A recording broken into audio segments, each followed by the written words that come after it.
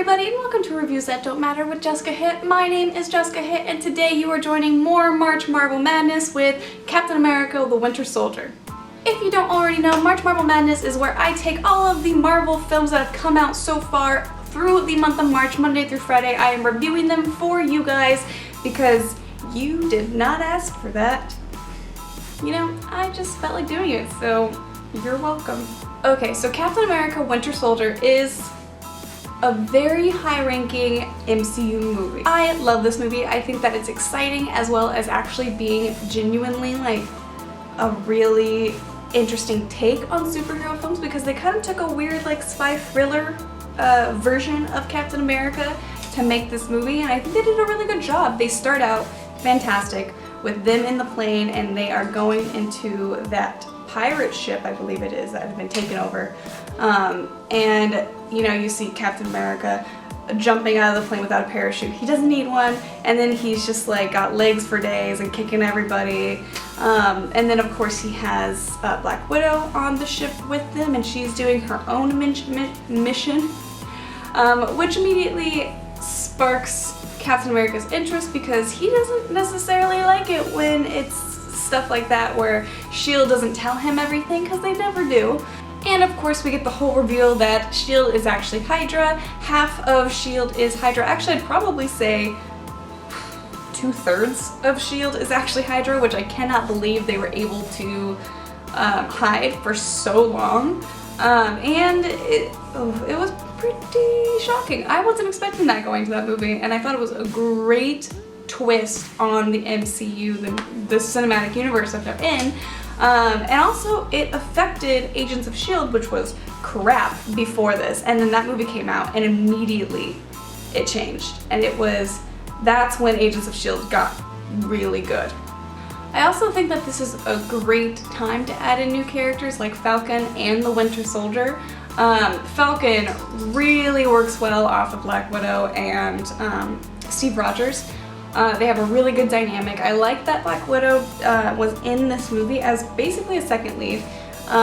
She is someone that by Phase 2 everyone has been asking for a Black Widow movie, and Marvel's got their own plan that they've been setting up really well, so they didn't want to stray away and do that. So the best thing they could do was give her basically a second lead in a Captain America film.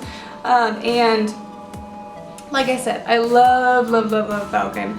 And the Winter Soldier is, surprise, Bucky. He's not dead because no one dies in this universe. Basically, they've used Bucky's body to train him as like an assassin, and he's completely brainwashed.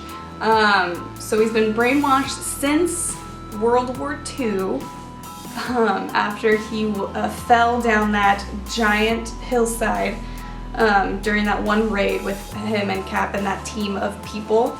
And you know, they cryo freeze him for like a decade at a time, and he comes back and he does like really bad things, like he assassinates people. And we also add Agent 13 played by Emily Van Camp, and at first you just think she is Steve Rogers' neighbors, but she's actually a S.H.I.E.L.D. agent. Surprise, everyone's a S.H.I.E.L.D. agent. And I think she's a really good addition. I think that she gets shortchanged a lot in this series. I think that she could be a really cool character. They explored it a little bit more. This is also the movie where they fake kill off Nick Fury. Basically, Hydra tries to hunt him down, and so he does this thing where he fake out dies. And the only one that really knows is Agent Hill, Maria Hill, who I really adore. I think Kobe Smulders is awesome. I wish he was in the whole series way more. And then, of course, Black Widow and Falcon and Steve Rogers know that he's alive, but he does this to kind of go underground and do his own spy things.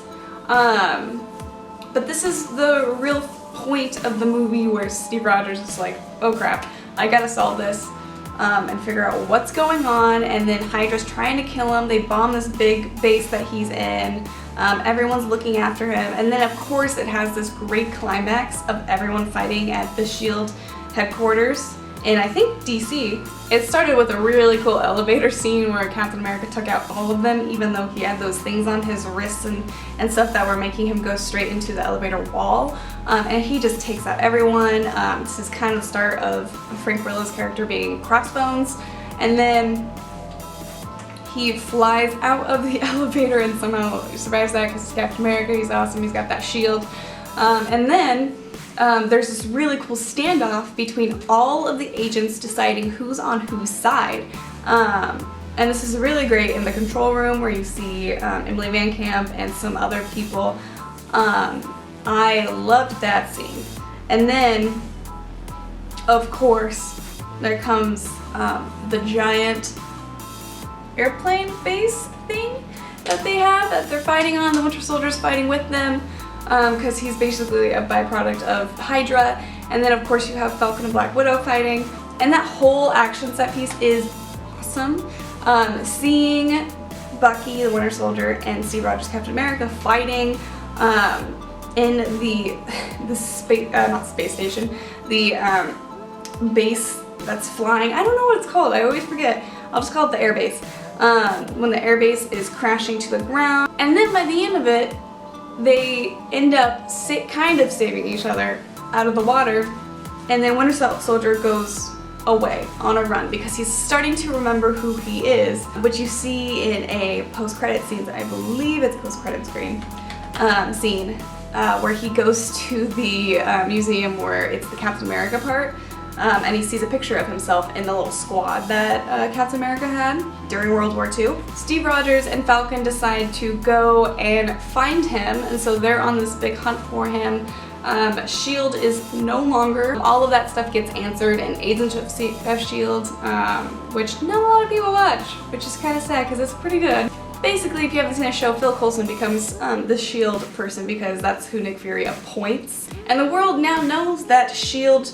is Hydra in a way, and so S.H.I.E.L.D. is kind of a dirty word now. People don't trust it. It makes it a lot harder for a lot of people, especially the upcoming Avengers. But the thing about this movie is that the Russo brothers did a really great job making it their own, having a lot of different characters come in and having a feel of its own that still fit the MCU as well as the Captain America trilogy.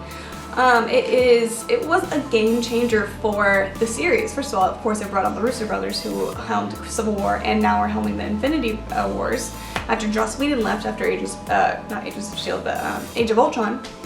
And it's just, it honestly elevated the genre. That's what Winter Soldier did. It elevated the genre, which, I mean, is something that not a lot of people were necessarily asking for, but it was nice because people took it more seriously. I mean, people went out and saw that and were like, holy crap, this is a really good movie that is actually very, like, topical right now.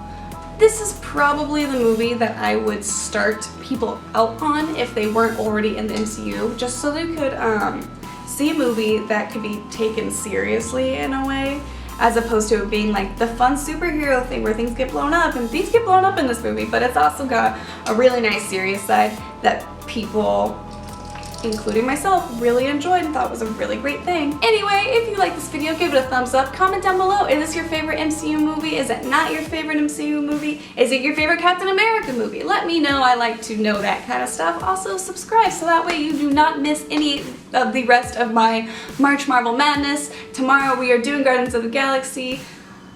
We'll see how it goes. Okay, bye.